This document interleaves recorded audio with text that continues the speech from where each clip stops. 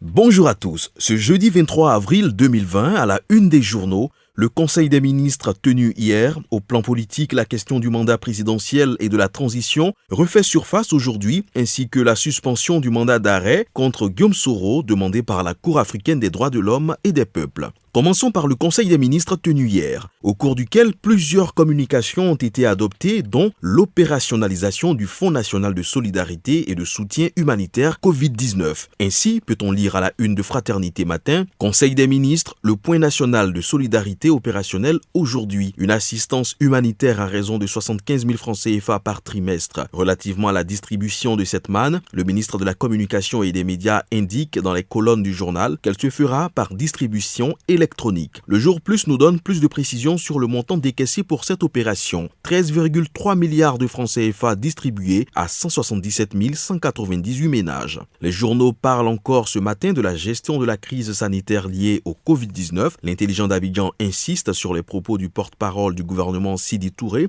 Il ne faut pas jouer avec cette maladie. Bientôt, 1500 tests par jour. L'Inter nous fait le point sur le terrain. Commune de Yopougon, descente musclée dans un marché de friperie, des marchandises emportées, des commerçants racontent leur calvaire. Tandis que Soir Info, à travers un reportage, nous conduit dans l'ouest du pays en déclarant « Lutte contre le coronavirus en Côte d'Ivoire, des choses graves à la frontière ivoiro-guinéenne ». Le journal relaie les déclarations d'une habitante « Nous, ici, on n'a aucun souci. Ce sont ceux qui sont à Abidjan qui ont des soucis ». Le Temps révèle, un mois après son instauration, ce qui n'a jamais été dit sur le couvre-feu, les différents cas d'interpellation, les explications de la police nationale. Et cette pandémie à coronavirus va-t-elle bousculer le calendrier électoral ? La question fait en tout cas débat ce matin au vu des différents tabloïds. Le Patriote se veut ferme et publie « Pourquoi le scrutin doit se tenir le 31 octobre ?» Le Matin renchérit « Les élections auront lieu aux dates indiquées par la Constitution ». Le Mandat relève les propos du député d'Ascensan. L'opposition veut quémander une transition. Et en face, le Bélier intrépide réagit. En cas de non-tenue de la présidentielle, les Ivoiriens à Amadou Gon Coulibaly, il y aura bel et bien transition sans Ouattara. Le Nouveau Réveil, allant dans la même direction, nous dit « Maître Suibi, avocat du PDCI RDA, répond à Gon. La Constitution évite le maintien d'un président dont le mandat a expiré. » Au plan politico-judiciaire, la suspension du mandat d'arrêt contre Guillaume Soro, demandée par la Cour africaine des droits de l'homme et des peuples, est au cœur des informations. Et cela est bien visible chez le Nouveau Réveil, qui mentionne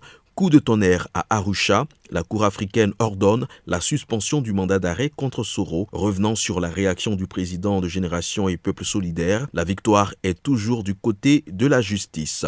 Le Nouveau Courrier déclare sur le sujet « Soro remporte une bataille judiciaire contre Ouattara ». Génération Nouvelle affirme de son côté « Justice internationale, la Cour africaine casse le mandat d'arrêt de Ouattara contre Soro.